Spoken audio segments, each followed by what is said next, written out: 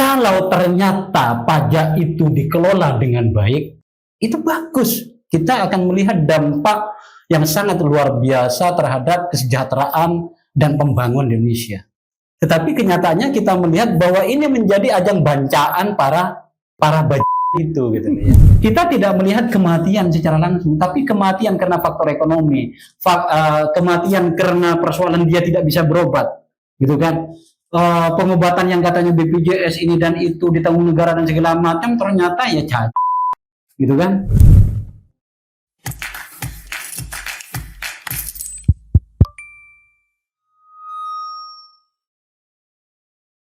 Baik, terima kasih.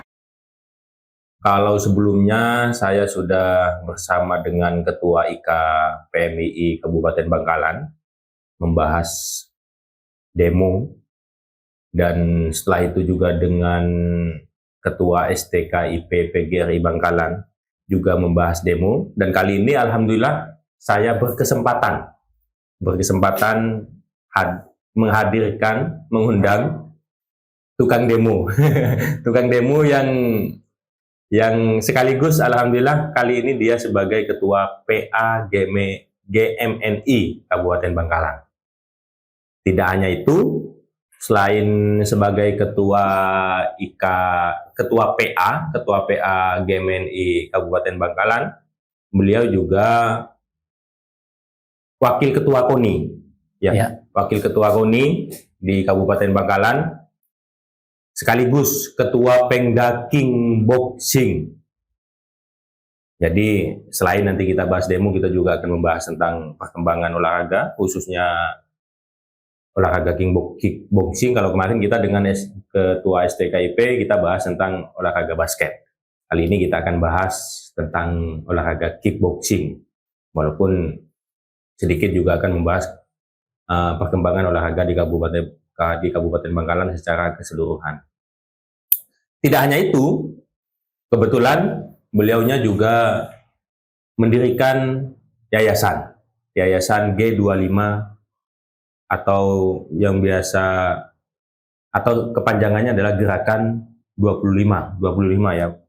Lebih jelasnya, khawatir biar lebih pas gitu ya, biar beliau sendiri yang menjelaskan sebagai apa saja dan apa saja kegiatan kesehariannya. Monggo Kak Dasuki dijelaskan, dikenalkan kepada audiens. Oke, terima kasih Mas Hasim, dan alhamdulillah ya, setelah sekian lama dan berbagai kondisi yang kita hadapi, pada akhirnya kita bertemu lagi dengan warna dan dunia yang agak lebih berbeda ya, karena biasanya Mas Hasim lebih ke tulis menulis, sekarang sudah menjadi Pak host gitu ya, jadi host podcast, dan ini menarik menurut saya karena justru ini bisa langsung dilihat, didengarkan, gitu kan, dinilai oleh masyarakat Bangkalan. Saya lebih tertarik sebetulnya memulai dari tema demo tadi ya. Siap. Kenapa? Karena memang ada banyak dinamika yang melatar belakangi secara nasional terutama gitu ya.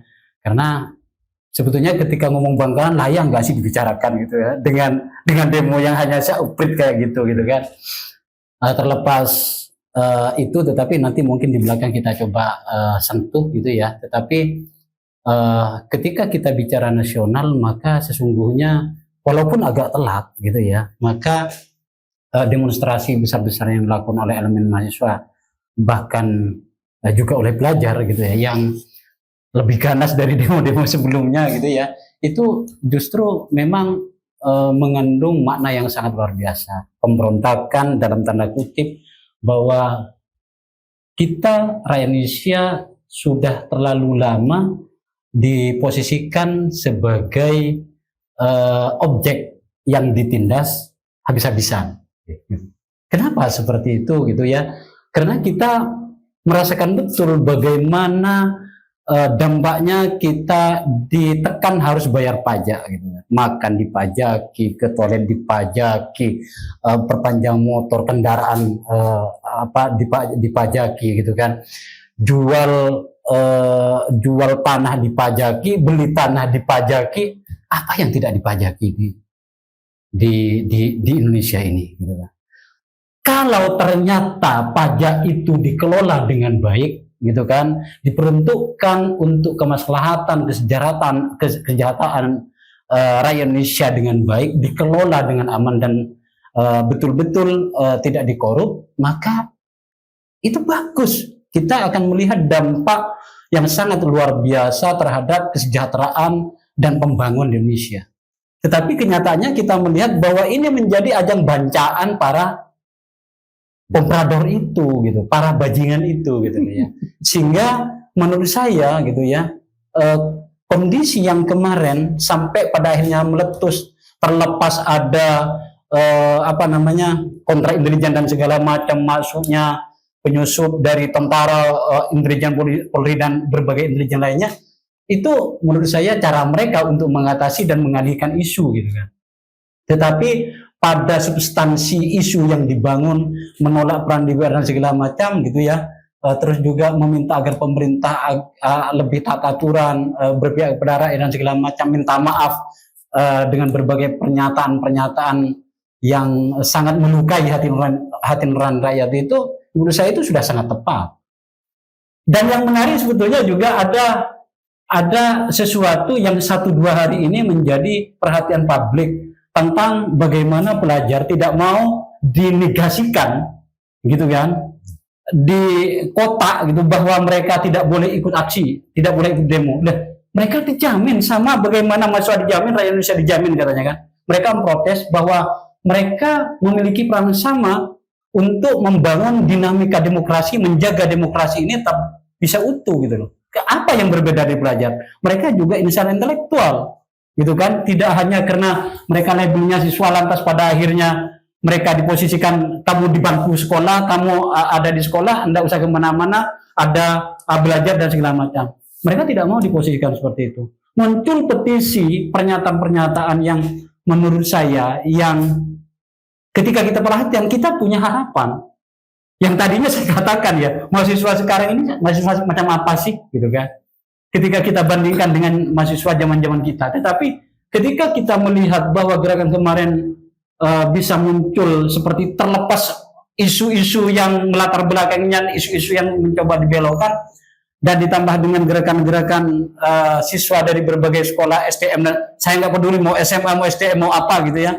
Tetapi mereka bersinergi dan memunculkan sesuatu yang sangat menakutkan, bahkan tidak hanya bagi DPR yang minta maaf berjilid-jilid itu, gitu kan, tetapi juga bagi pemerintah yang notabene Prabowo purnawirawan tentara yang memiliki pengalaman yang sangat luar biasa di masa Orde Baru.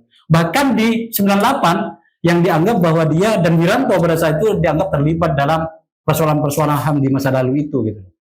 Saya kira menarik lah untuk kita bedah, walaupun mungkin seandainya podcast ini lebih awal, bisa saja ini juga ditangkapin sama dengan beberapa akun Instagram dan akun TikTok yang memang dianggap sebagai provokator beberapa hari yang lalu. Baik Kak, jadi menurut panjenengan, karena kemarin sempat ada yang mengatakan demo kali ini seandainya bisa berlangsung lama akan lebih parah dampaknya daripada demo 98. Jadi karena hanya beberapa hari sudah korban yang meninggal kan sekian gitu ya. Cuman karena katanya pemerintah cepat mengantisipasinya, akhirnya tidak terlalu lama dan beransur selesai. Ini sudah kayaknya reda kan begitu. Nah, yang saya ingin tanyakan kepada Kak Dasuki, hari ini atau kemarin-kemarin itu memang sudah layak demo atau memang dikomporin nggak? Itu memang atau itu aksi murni masyarakat? Oke. Kalau panjenengan membacanya, saya kira layak demo itu sudah lama. Oh, sudah lama ya? Telat berarti ya? Iya, telat itu sebenarnya gitu ya. Jadi pemicunya memang pas kemarin beberapa pernyataan yang mungkin bagi kita semua itu menyakitkan. Pernyataan-pernyataan yang melukai hati nurani rakyat gitu ya. Dimana ketika kita melihat DPR mendapatkan kenaikan tunjangan, sedangkan kita diperas habis-habisan dengan pajak dan tarikan-tarikan yang lain. Bahwa kondisi ekonomi tidak baik-baik saja itu tidak hanya pernyataan saya dan pernyataan beberapa orang, tetapi pernyataan banyak orang, praktisi ekonomi, pengamat ekonomi gitu. Kalau umpamanya Sri Mulyani atau Menko Ekonomi atau bahkan Prabowo mengatakan kita baik-baik saja, aman dan segala macam, ya itu pernyataan pemerintah memang harus seperti itu gitu ya. Tetapi masyarakat merasakan langsung bagaimana kondisi ekonomi hari ini gitu. Bagaimana mereka mencari makan, bagaimana mereka bertahan, bagaimana mereka menyanguni anak-anaknya, bagaimana mereka membeli kebutuhan rumah tangganya gitu kan. Kita dihadapkan pada sebuah kondisi sebetulnya kesulitan-kesulitan yang kita alami pada saat ini hampir sama dengan kesulitan-kesulitan yang dihadapi masyarakat pada saat menjelang 98 pada saat itu gitu. Hanya saja ketika umpamanya dikaitkan apakah layak dan apakah memang sudah menjurus, kalau ngomong layak lebih dari hanya sekedar layak, karena ketertindakan masyarakat ini sebetulnya sudah di titik nadir. Mereka untuk makan sulit tetapi masih diperah habis-habisan gitu. Gimana ini tidak dikatakan sebagai sesuatu yang sangat layak untuk diprotes? Sedangkan pejabatnya pos tapura, joget-joget dengan tambahan insentif, tambahan uang rapat, tambahan ini dan itu, berbagai tambahan fasilitas dan segala macam, gitu kan. Maka yang justru saya sayangkan, kenapa sebetulnya demo ini cepat reda, kan begitu? Kenapa demo ini cepat reda? Padahal sebetulnya tuntutan yang mereka sampaikan, yang kita inginkan belum sepenuhnya tercapai. Tidak ada pengurangan pajak, tidak ada pembatalan tentang pajak, gitu kan? Tidak ada, kalau umpamanya sekarang kita perpanjang sepeda motor, gitu, itu bayar 2 kali lipat lah. Karena ada pajak tambahan, pungutan tambahan itu. Mobil juga seperti itu, gitu kan? Hal-hal yang lain juga seperti itu. Maka hari ini sesungguhnya itu yang perlu kita perjuangkan. Tetapi ini belum tercapai, gitu. Hanya penurunan fasilitas DPR, gitu kan, yang seakan-akan di approve, gitu kan, yang lain belum. Demo ini ternyata sudah reda gitu. Nah, saya melihat dan menunggu sebetulnya skenario berikutnya oleh teman-teman gerakan ke depan dalam beberapa hari dan beberapa minggu depan ini seperti apa. Saya kira itu, Mas Hasin. Baik, kalau panjenengan tadi mengatakan bahwasanya ini belum waktunya selesai kan begitu? Ya. Ini belum waktunya selesai karena beberapa tuntutan juga belum ada kejelasan. Kalaupun pengurangan beberapa fasilitas itu kan masih dibahas juga, ya. belum tok sebenarnya gitu loh. Nah, tapi kan kemarin Kak sempat pada saat demo itu, kalau saya membaca dan secara umum mungkin memaknai itu di luar prediksi gitu Kak. Sampai membakar gedung, fasilitas negara, dan sampai ya ada yang terlindas, ada yang terjebak di dalam gedung sehingga meninggal. Apakah masih layak demo-demo seperti ini diteruskan, atau ada alternatif penyampaian aspirasi lain yang harus menjadi cara bagaimana agar tuntutan masyarakat ini bisa didengar? Saya kira tidak ada yang bisa mengontrol semua kejadian termasuk jatuhnya korban itu, gitu kan. Bahwa sebagai sebuah bentuk keprihatinan kita terhadap jatuhnya korban itu, kita menghentikan sehari atau 2 hari, mungkin ya layak saja itu dilakukan sebagai penghormatan terhadap para pahlawan gerakan yang menjadi korban, gitu kan. Tetapi ketika menghentikan aksi itu berarti menghentikan harapan, gitu kan, yang menjadi tujuan gerakan itu dilakukan, yang ujungnya itu justru akan menimbulkan dampak dan korban yang jauh lebih besar. Kita tidak melihat kematian secara langsung, tapi kematian karena faktor ekonomi, kematian karena persoalan dia tidak bisa berobat, gitu kan. Pengobatan yang katanya BPJS ini dan itu ditanggung negara dan segala macam, ternyata ya jancuk kan, gitu kan. Ya hanya sekedar diperiksa dan segala macam, ya BPJS atau BPJS, mau kelas berapapun ya BPJS, tidak akan pernah mendapatkan penanganan yang maksimal gitu kan. Ya ujung-ujungnya mati juga kan begitu. Sehingga menurut saya ya menghentikan gerakan ketika belum sampai pada tujuan ini belum ejakulasi, belum sampai pada puncak di mana harapan itu bisa kita gapai, gitu kan? Semuanya sudah dihentikan.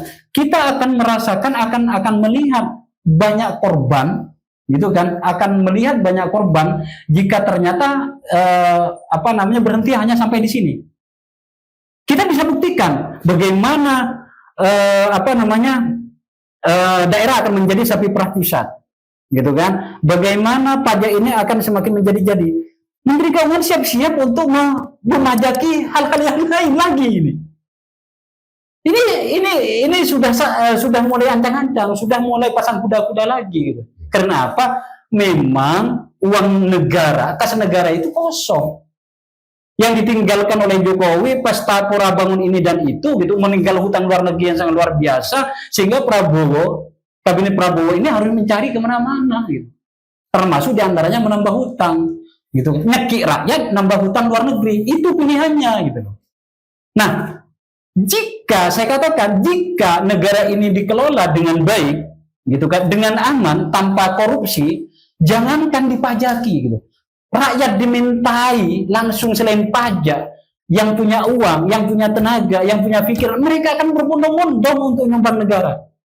Tetapi karena ketidakpercayaan ini ditambah sikap arogansi para pejabat ini yang pada akhirnya membuat semuanya menjadi marah, gitu. Ditambah ada korban yang sengaja ditindas, sengaja dilindas dan menjadi korban di tengah kondisi massa yang semrawut pada saat itu. Layaklah sebetulnya kita mendapatkan sesuatu yang jauh lebih baik dari kondisi-kondisi yang sebelumnya kita rasakan. Saya kira itu. Baik, ada yang menarik ini. Ada yang menarik. Menghentikan gerakan hanya memberikan dua pilihan.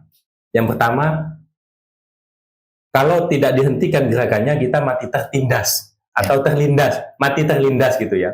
Ada yang mati terlindas. Tapi kalau menghentikan gerakan, kita hanya bedanya memilih mati perlahan.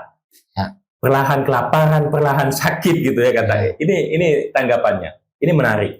Nah, pertanyaannya Kak Das. Jadi kalau panjenengan mengatakan bahwasanya ini adalah pilihan mau mati cepat tertindas gitu atau mati cepat terlindas atau mati cepat tertindas hanya dengan kelaparan atau kesakitan gitu ya.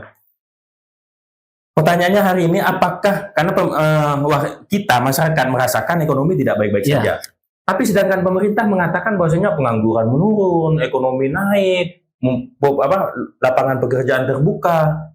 Ini gapnya di mana? Apakah memang datanya yang salah atau pemerintah nggak tahu kondisi kita? Atau memang kita yang terlalu overacting nih? Padahal sudah baik-baik saja, misal kesehatan sudah ditanggung BPJS, terus ada pajak bagi yang tidak mampu sudah disubsidi katanya, dan lain-lain sebagainya. Nah, di mana salahnya ini? Kok kita masyarakat masih merasa kesulitan, sedangkan pemerintah menilainya ini sudah baik-baik saja? Seperti apa penilaian Mas Das? Ya, data pemerintah kan memang nggak ada yang benar selama ini. Markup data dan segala macam kan, gitu kan. Jadi maka selama ini memang tidak ada program yang memang benar-benar tepat sasaran. Jadi kita pertanyakan juga data BPS itu selama ini walaupun kita sudah kasih tahu salahnya di sini di situ, kita ngajukan perbaikan segala macam kan ujung-ujungnya tetap yang itu aja yang keluar kan gitu kan. Tidak akan ada orang kaya terima bansos kalau umpamanya datanya benar kan itu. Itu contoh konkret. Jadi kalau umpamanya pemerintah mengatakan baik-baik saja sama dengan data itu gitu kan. Baik-baik saja omongannya di atas kertas seperti itu tapi kondisi realnya ya bobrok. Sama dengan ketika mengatakan mereka tidak ada korupsi, tetapi ternyata Wakil Menteri Ketenagakerjaan justru ketangkap tangan, kan gitu. Pas ada hanya pernyataan, saya malu, malu mundur loh. Seharusnya kan begitu, gitu. Pertanggungjawabkan yang seperti itu. Kan. Tuh, apa ketika kita melihat kondisi real hari ini, gitu ya, memilih mati cepat atau memilih mati pelan-pelan, gitu. Ya saya mengatakan pilihannya hanya lawan sebenarnya, tidak ada gitu kan. Karena tidak boleh mati sebetulnya kecuali Allah memang sudah menakdirkan kita mati pada hari ini, besok dan artinya kita tidak boleh mati ditindas atau dilindas itu, gitu loh. Ketika umpamanya ada indikator gitu kan, ada mobil polisi seperti itu, tentara seperti itu, ya kita harus melawan. Sama dengan ketika sistem itu berjalan dan menindas, apalagi melindas, ya tidak ada kata lain, kita harus lawan kan begitu. Masa kita akan mati menyerahkan diri, sedangkan kesempatan untuk melawan ada? Melawan itu wajib. Kenapa? Kita tidak hanya bicara tentang diri kita sendiri, kita bicara tentang saudara kita bicara tentang orang tua kita bicara tentang tetangga kita, dan kita bicara tentang generasi kita. Indonesia ini akan benar-benar tenggelam gitu ya, bukan hanya padam, bukan hanya apa kemarin, bukan hanya gelap gitu ya, tetapi ini akan tenggelam gitu ya, ketika ya kita biarkan proses perjalanannya seperti ini gitu. Hanya nunggu waktu. Dan pola-pola yang dilakukan hingga saat ini itu justru mempercepat tenggelamnya kapal yang namanya Indonesia ini. Saya kira itu. Jadi dua-duanya bukan pilihan. Bukan pilihan. Mati dilindas dengan cepat dan mati perlahan itu bukan pilihan. Karena pilihan hanya satu. Lawan. Jadi kalau dari statement ini akan ada demo lanjutan nih dari GMNI. Ya tidak hanya spesifik ngomong GMNI ya. Siap. Tapi ya saya kira teman-teman elemen gerakan lainnya itu harus mengkaji betul. Ditakut-takuti itu kan sudah lama gitu ya. Ini kan hentikan, kalau tidak ini berbahaya, akan menimbulkan korban, menimbulkan keresahan dan segala macam. Ayo kita duduk, tahu-tahu maulidan kan gitu kan. Sallallahu, ya nggak ada yang salah muji Rasulullah, apalagi ini memang bulan Maulid gitu kan. Tetapi mengalihkan dengan iming-iming agama, iming-iming kemuliaan Rasulullah, menghentikan berkobarnya semangat perjuangan teman-teman itu memuakkan. Itu sangat memuakkan gitu kan. Karena Rasulullah itu pejuang, gitu kan. Jadi jangan seakan-akan dijadikan jimat pembungkam, gitu. Kita berharap bahwa semangat itu terus tumbuh, gitu ya, dan akhirnya bisa menyuarakan yang benar itu benar, menguak tabir kepalsuan yang dikatakan baik-baik saja ini benar-benarnya kita bisa kuat, dan perbaikan itu benar-benar dilakukan, gitu. Bukan kamuflase yang seakan-akan dikatakan baik, tetapi ternyata ya kita melihat kondisi realnya bobrok.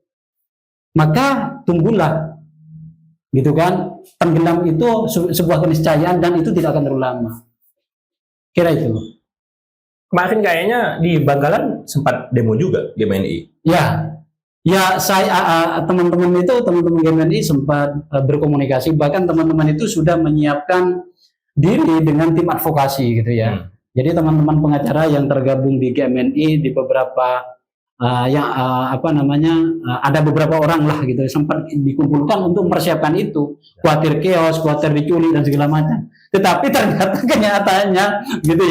kenyataannya setelah di lapangan gitu ya ada Cipayung itu ada yang membelokkan. Nah, gitu kan. Yang saya katakan tadi itu dibelokkan menjadi Maulidur Rasul, gitu kan. Jadi maulidan. Sehingga akhirnya karena GMNI menganggap bahwa itu pembelokan, akhirnya dia keluar gitu. Oh, sempat mengeluarkan dari baris, keluar dari baris. Keluar, belok dia. Akhirnya ya keluar bahwa mereka akhirnya tidak sepakat gitu kan. Mereka konsolidasi, tapi sampai sekarang saya hasilnya belum tahu apa gitu. Tapi mudah-mudahan saja tidak berputus asa, ada aksi-aksi susulan, gerakan-gerakan susulan, entah bentuknya seperti apa dan bersama siapapun, saya kira patut untuk kita dorong bersama-sama ke depan. Oh, kita dorong bersama-sama, kayaknya ada lanjutannya ini. Kadas, jika memang nih, kan memang beberapa setelah kondisi aksi massa itu, kayaknya pemerintah mulai mencair gitu ya, membuka pintu, dipanggil gitu. Jangan seakan-akan gitu ya, seakan-akan kalau saya membacanya jangan demo. Sampaikan langsung secara baik-baik. Ada yang dipanggil ke istana, ada yang intinya membuka pintu gitu. Jangan-jangan GMNI sudah dipanggil juga sama Pak Presiden ke istana. Saya kira saya tidak tahu di pusat ya, tetapi saya kira iming-iming itu kan mulai dari sebelum demo sampai demo dan pasca demo gitu. Oh, sudah ada gitu. gitu. Ya biasanya kan terjadi seperti itu selama ini gitu. Dan aktivis yang mau diiming-iming itu kan berarti memang tidak matang. Artinya bahwa perjuangannya tidak seutuhnya demi kepentingan rakyat gitu. Dan biasanya hal yang seperti itu akan disaring oleh alam, secara alamiah akan tersaring dengan sendiri. Seleksi alam gitu ya. Kita akan melihat gitu kan. Noel yang menjadi Wakil Menteri Ketenagakerjaan itu aktivis 98. Anas Urbaningrum itu 98 gitu kan. Ada banyak juga aktivis yang ditangkap KPK, Kejagung dan Polri itu juga mantan aktivis yang di masanya mereka adalah orang-orang yang hebat gitu. Dan Noel itu sebelum ditangkap teriak-teriak di korupsi, bahkan dia mengagendakan di tanggal setelah ditangkap itu dia akan ngisi temanya itu juga tentang anti korupsi gitu. Yang sempat ditanyakan wartawan pada saat dia keluar itu kan gitu kan, keluar dari Kejagung dan mau dibawa ke lapas itu gitu kan. Tetapi kan ternyata ya itu seleksi alam gitu kan, bahwa ternyata memegang komitmen konsisten terhadap nilai-nilai yang baik, jujur dan bertanggung jawab itu tidak mudah gitu. Dan ya kita harus berdoa gitu, bukan hanya sekedar teriak-teriak, bahwa kita harus selalu melakukan introspeksi diri, mengukur diri, memperjuangkan bagaimana pada akhirnya kita tidak tergelincir gitu kan, bahwa komitmen itu harganya jauh lebih mulia dari apapun. Kenapa? Pada akhirnya itu yang akan dilihat oleh banyak orang gitu kan, bukan hanya tampilan-tampilan kamuflase yang tampak depan sebegitu hebat, baik dan segala macam, tetapi ternyata di belakang menyimpan kebobrokan yang tidak pernah kita bisa bayangkan gitu. Baik, agak ngeri juga karena memang alam yang akan menyeleksi gitu ya. Seandainya memang difasilitasi oleh Pak Presiden untuk menyampaikan aspirasi secara damai, diundang ke istana tanpa harus demo misal. Pendapat Pak Kadesuki gimana? Saya kira kutubnya akan berbeda gitu loh. Bahkan sebenarnya kenapa harus menunggu sampai jatuh korban, kenapa harus menunggu sampai banyak kerugian gitu ya. Karena berarti kan memang tidak pernah mendengar. Memanggil, difasilitasi dengan panggilan, ketemu di istana dan segala macam itu kan sebetulnya hanya untuk meredam, bukan untuk memenuhi janji, memenuhi tuntutan. Tuntutan itu sudah muncul lama, protes itu sudah muncul lama gitu loh kan.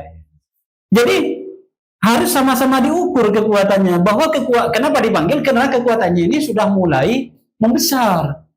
Dan bahkan mungkin Prabowo, kalau kita melihat baca Tempo gitu ya, ternyata Prabowo di beberapa hari di awal aksi-aksi itu dilakukan sampai jatuhnya korban dilindas itu Prabowo dibohongi oleh bawahannya, oleh menteri-menteri, oleh Seskap sama Mensesneknya ini gitu kan, sama jubir-jubir yang ada di istana itu, sehingga kalau menurut Kompas ya Prabowo sampai meledak marah-marah yang sangat luar biasa. Ini kan akhirnya menjadi sangat menjijikan sebetulnya ketika ternyata gap antar mereka pun gitu, jangankan Prabowo dan kabinetnya bisa menyerap aspirasi rakyat, tuntutan rakyat, antar mereka saja ada gap, bahwa ada persoalan komunikasi, bahwa masih ada yang ditutup-tutupi kan begitu.